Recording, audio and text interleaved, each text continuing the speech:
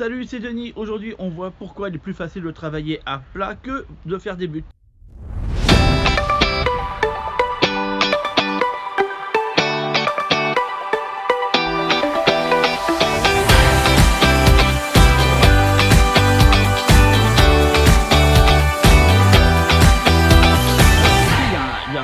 Comment te dire, il y a Roméo qui est à Juliette, il y a, quoi dire encore d'autre, il y a Laurel qui est Hardy, il y a Tom qui est à Géry, et il y a la butte qui est à permaculture, tu vois un petit peu, il y a des choses comme ça hein, qui sont, on peut pas les séparer.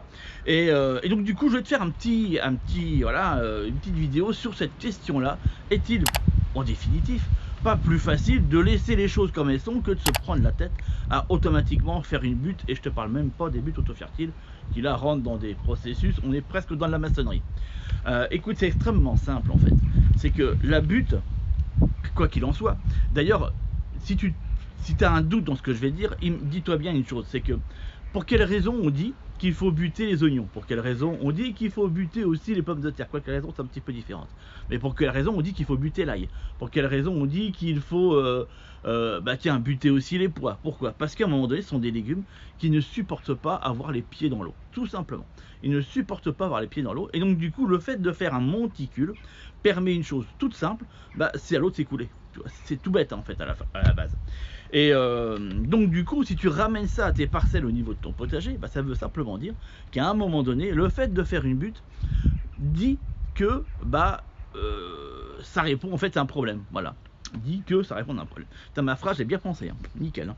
Le truc était top. Non, en meilleur français ça veut tout simplement dire que si tu as ton potager qui a régulièrement quand il pleut, et là toi j'ai voulu te le faire à un moment, bon là on est en plein hiver, alors c'est pas le spectacle le plus formidable qu'il y ait au niveau du jardin hein. Bon, on est en plein mois de, on est janvier, donc on peut dire que bon voilà, ça repoussait hein, mais bon, il faut laisser le temps de les choses se faire.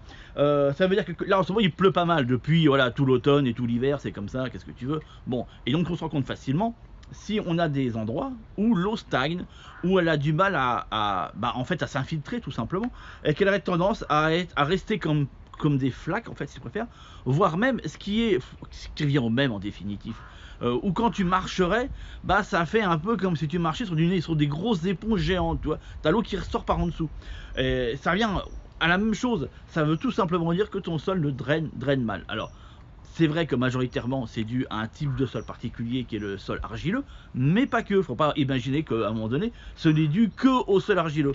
Ce qui veut dire que le fait de faire des buts, est réservé exclusivement au sol argileux n'est pas totalement vrai.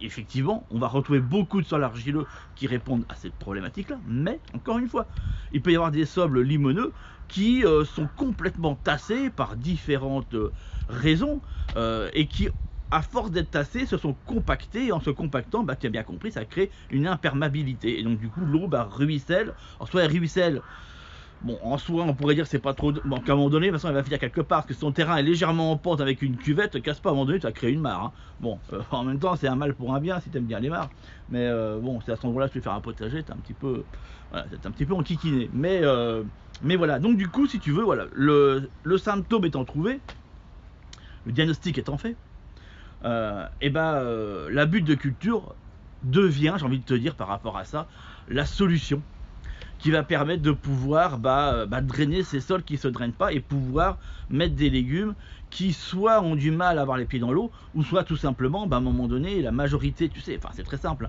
la majorité des plantes potagères ne sont pas des plantes aquatiques, enfin même si à un moment donné il est vrai, ce que je vois les commentaires d'ici, oui effectivement toutes les plantes sont issues d'un milieu aquatique, puisque l'ensemble des plantes sont issues des milieux marins. Maintenant je te remets les choses à une histoire un peu plus proche. Voilà, les pieds de tomates ne sont pas, sont pas faits pour vivre dans l'eau, c'est pas des iris, tu vois, c'est pas des nénuphars, voilà, tu comprends un peu.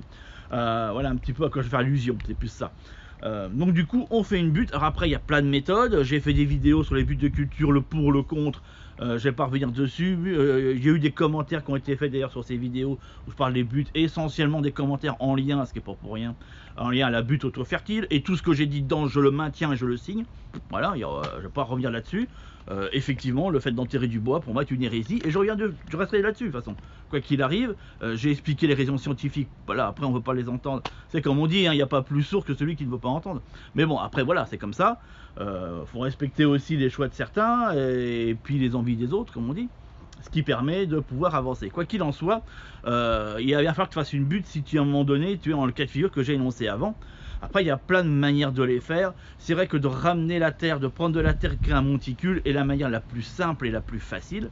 Le reste, effectivement, oui, de créer des lasagnes, de créer toutes ces choses-là, que tu dois trouver plein de vidéos en rapport avec ça, ont une efficacité, à mon sens, pour l'avoir testé, plus que douteuse, et surtout une mise en œuvre.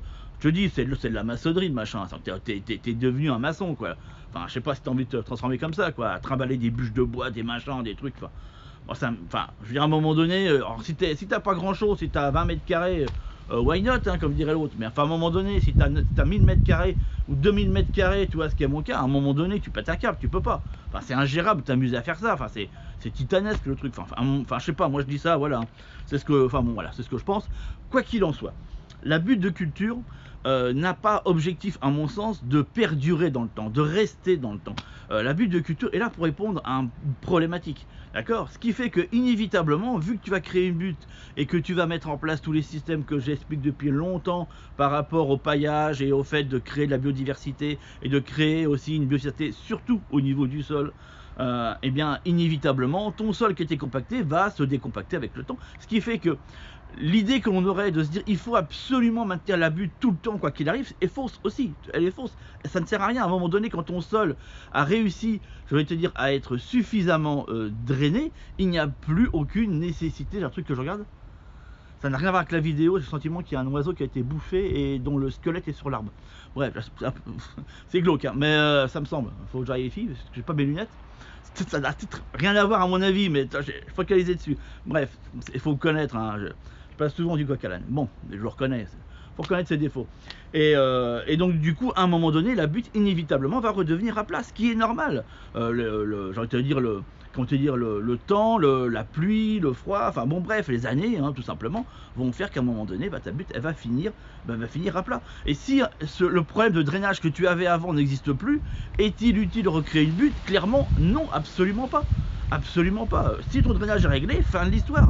D'accord? Donc ce qui veut dire que, concrètement, le type de terrain qui va répondre à une problématique liée à un problème de drainage, en fait est rare, et que la majorité du temps, tu as juste qu'à mettre en place cette technique que j'ai expliquée sur la création de butte, et puis basta. Enfin, je vais dire, des fois, tu sais, on veut se compliquer la vie, et puis c'est ça qui est enquiquinant aussi, c'est qu'en se compliquant la vie, en définitive, on repousse les choses, on se dit ouais, je serais bien un potager, mais alors laisse tomber, j'ai vu des vidéos, machin, faut prendre du bois, faut creuser, mais laisse tomber, j'ai même pas, enfin, t'as même pas envie de le faire en vrai.